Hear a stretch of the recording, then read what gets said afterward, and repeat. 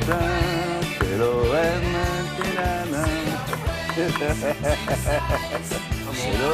C'est son porte-clés PSG. On verra demain, parce que le PSG joue ce soir. Donc on il verra joue ce demain. soir Oui.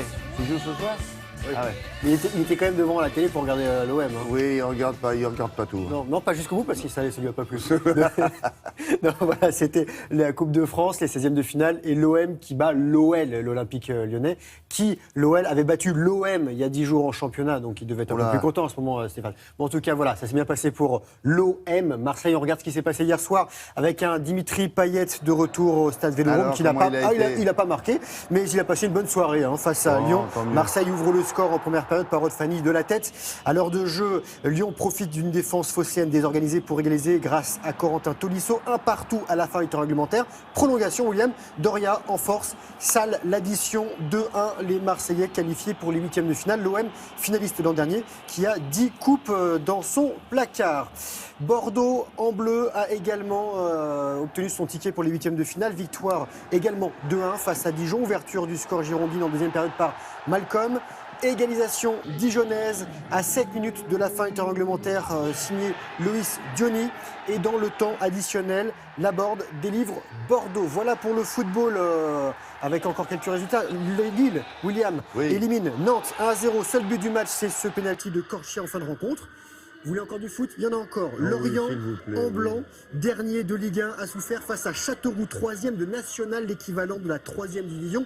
Mené 2-1 à l'heure de jeu, les Bretons peuvent remercier ce garçon, Cafou, auteur d'un doublé, notamment sur ce pénalty dans les prolongations. Et ça, c'est, dernier résultat, c'est Bergerac, en bleu, qui évolue en CFA, c'est la 4e division, et qui a fait tomber les pros lensois qui sont en Ligue 2, victoire 2-0, but de Bouscara et Covin, donc il faut les citer, ces garçons, ils sont amateurs.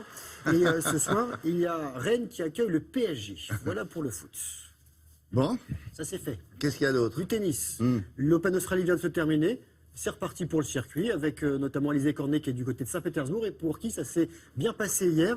Éliminée dès le deuxième tour à Melbourne il y a 2 semaines, Alizé Cornet, 44e mondiale, passe au deuxième tour ici en Russie. La Française a logiquement éliminé la Belge Flipkens qui est 76e du classement en moins d'1h30. Victoire 6-4, 6-2. Autre qualifiée tricolore pour les huitièmes de finale, c'est Kristina Mladenovic qui sera opposée à Venus Williams, finaliste ce week-end en Australie. Un petit mot de cyclisme avec le Tour de Dubaï. Il faisait chaud. Cyclisme donc avec l'Allemand Marcel Kittel qui est un habitué et qui remporte la première étape au sprint. Habitué parce qu'il a remporté l'an dernier 2 étapes et surtout la victoire finale. Et le premier Français s'appelle Charles Planet. Il est 26e. Un petit peu de ski. On a un Français qui est passé à ça. Même pas un petit cheveu de la victoire. Ah, oui. Laquelle? Ah bah, d'un beau slalom, dual slalom, regardez, un slalom parallèle, ça se passe du côté de Stockholm. Oui, ça c'est bien ça. À gauche de votre écran, dans cette capitale suédoise, c'est le Savoyard Alexis Pinturo, et à droite, l'Allemand Linus Strasser.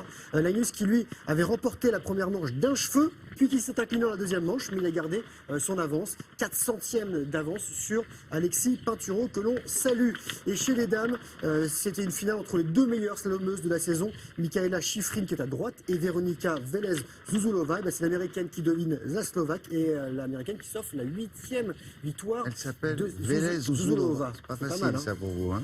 Le Big Up and Down, ça se passe en Savoie, dans la station des Arcs, au-dessus de Bourg-Saint-Maurice. C'est la 3e édition de ce rendez-vous original. 600 participants, un événement ski-rando. 2 courses notamment, avec le Kylianomètre. C'est une montée sèche de nuit pour se mesurer à Kylian Jornet, star du ski-alpinisme et du trail. 1000 mètres de dénivelé positif. Et le Big Knack, William. Regardez, c'est très sympa ça. C'est de l'enduro à la montée et à la descente. Alors, en gros, une ascension en peau de phoque et une descente en freeride avec des spéciales chronométrées sous le regard bienveillant de ce garçon, Ena Gavaggio, grande star du ski cross. Et il faut le saluer. Voilà, et c'est lui qui a gagné son événement. C'est pas mal.